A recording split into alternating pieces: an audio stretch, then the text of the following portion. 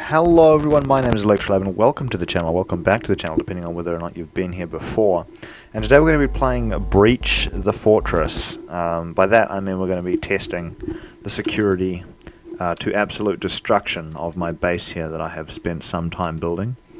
And we're going to start with various different phases of the wall, just using some TNT, and we're going to go into survival mode and see how long it takes us to break into this facility from various different angles.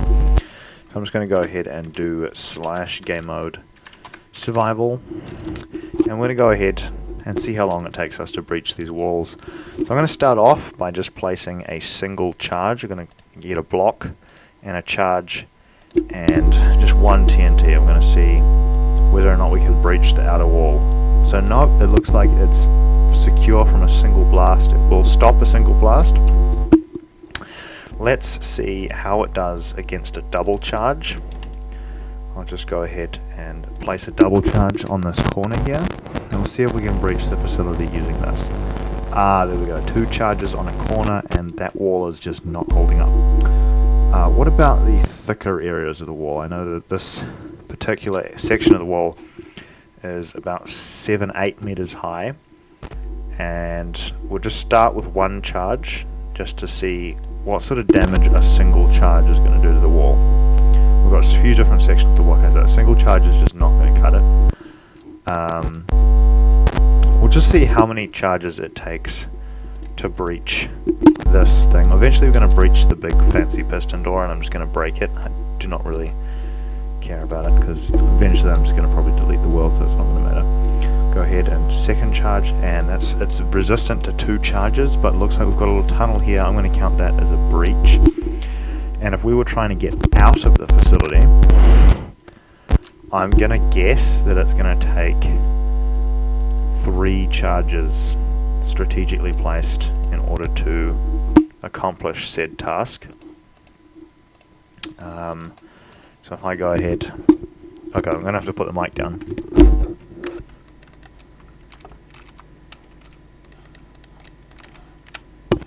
Alrighty, so this is 3 charges. I think this possibly might be enough to breach the wall.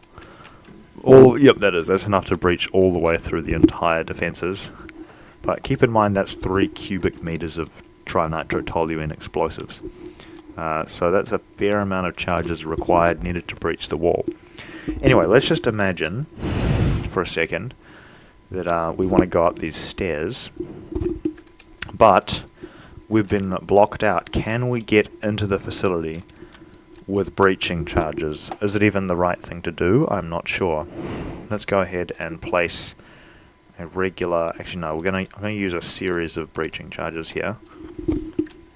Actually, no, now that I think about it, you could just build over it, but let's just pretend that we can't build over it. I'm going to go ahead and put this here. I think I'll just do 2 charges for now and take out the bottom here. Here we go.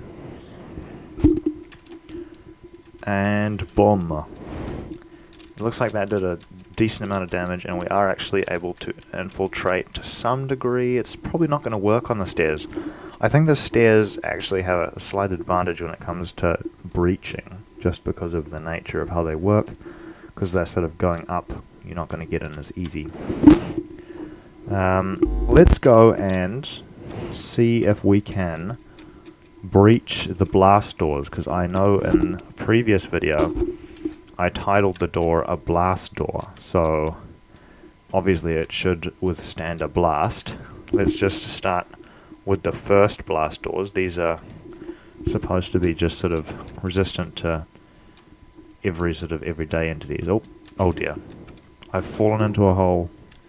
I'm not going to be able to get up there. Okay, there we go. Looks like that door was not blast proof. That one is not the one that was supposed to be blast proof, so that's okay. We just go up here.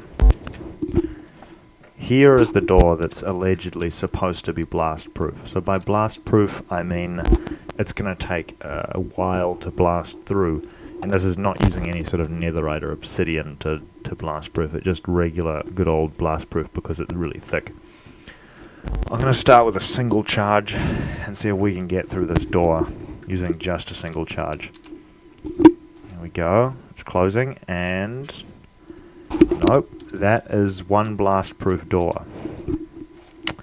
We can go ahead and try again. Obviously, every blast-proof door in the world is going to have a limit at which point it's eventually going to break. But we're going to see how many charges it's going to take in order to breach this blast door. That's 1, 2, that's 2 blasts. So it's not looking super good for this door, but it is definitely keeping the blasts out.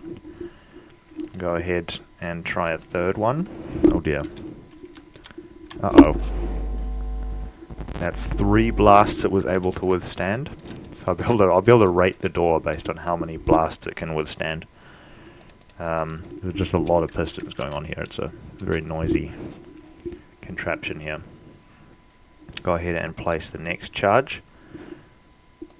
And that is, I believe, is that the 4th charge? Oh, okay, alright. Okay, so now I know that a 9 thick blast door will survive exactly 4 strategically placed trinitro-toluene charges. That's good to know. It's also not that blast-proof now that I think about it. But it is blast-proof in the sense that just one random creeper explosion is not going to blow through the door. So that's kind of nice to know. On the downside, the door that I spent hours building is now completely destroyed for your entertainment. So please subscribe and like the video if you want this to mean anything. No, I'm just kidding, you don't have to. Anyway, thanks for watching and have an excellent day. Goodbye.